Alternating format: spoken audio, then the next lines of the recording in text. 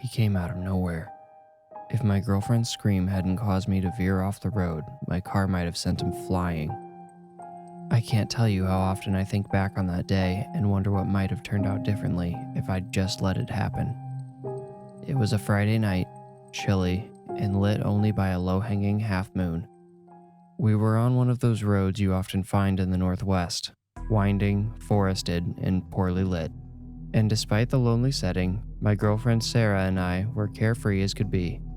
We'd just left a bonfire at my brother's place about 10 miles south of where we were when it happened. Now, I had driven that snake of a road many times when I'd gone to visit my brother before. Even in the middle of the night, it felt familiar, comfortable. Well, that's changed for me now. Sarah had turned up the radio when the opening keys to Don't Stop Believing hammered their way out of the speakers. She was unconsciously humming along, and I found myself tapping the steering wheel with my thumbs. By A Singer in a Smoky Room, we were both fully enveloped by the music. We sped around a bend, a little too fast, I'll admit, and the moon came into view, seemingly hovering just above the pavement. That was when Sarah exploded. She kicked the glove box and clawed at my shoulder while her primal cry raised every hair on my skin. It all happened in a second, maybe two, but the details play through my head like a slow-motion video. Sarah's other hand, the one that wasn't digging into my arm, was pointed at the windshield, or rather who stood just beyond it. The man stumbled into the road, emerging completely by surprise from between the trees. The main thing I remember is the way his eyes looked. They appeared to be sunken into his skull, and, maybe just because of the headlights, they were colorless, black. Reacting totally out of fear and panic, I jerked the wheel to the left.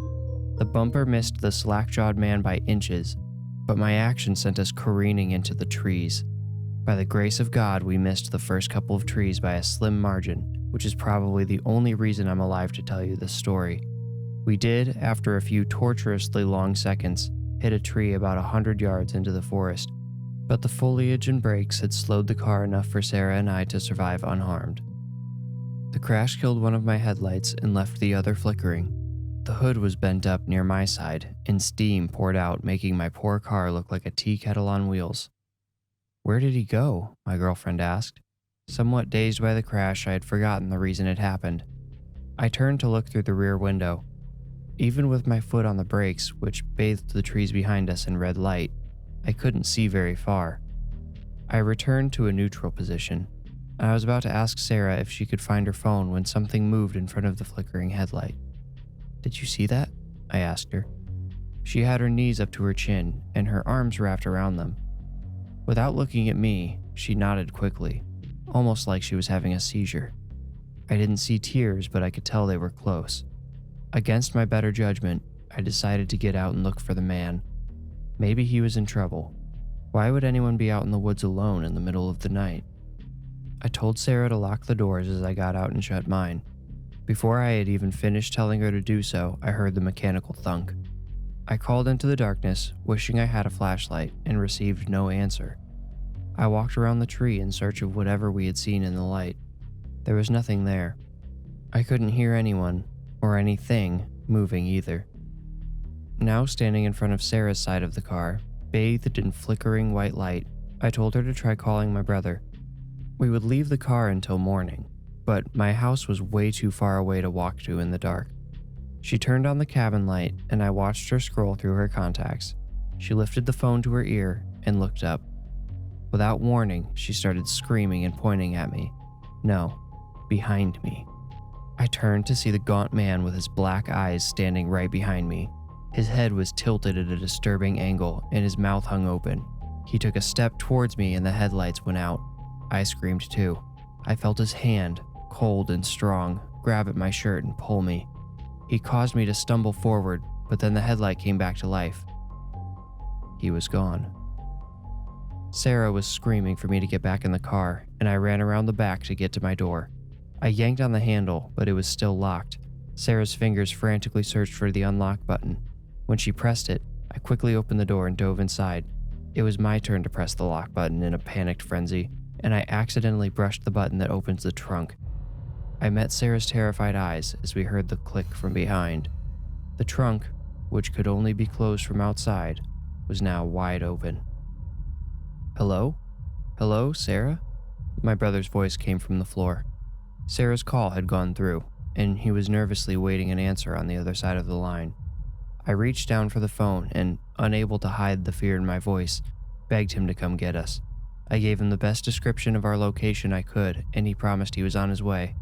Just after I hung up, we heard a noise from behind, and the car's weight shifted. Then the scratching started. Someone was clawing at the back seats from the trunk.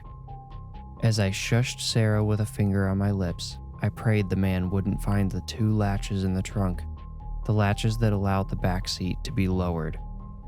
My prayers fell on deaf ears, and my heart sank as I heard 2 loud clicks. Sarah squealed. Mascara ran down her face in dark streaks. I fumbled again with the locks so we could escape before we were trapped in the car with the strange man, but I was too slow. The seat lowered. I turned to face our tormentor, only to find the empty trunk gaping back at me. "What the?" Sarah was cut short when something slammed into the roof from outside. The car began shaking and rocking back and forth. Whatever slammed into the roof began hitting it again and again. I screamed for Sarah to get out, to run to the road, but she wouldn't budge. That was when I noticed the headlights coming up the road behind us. It couldn't have been my brother, but I didn't care. I reached over Sarah, unlocked her door, and pushed it open.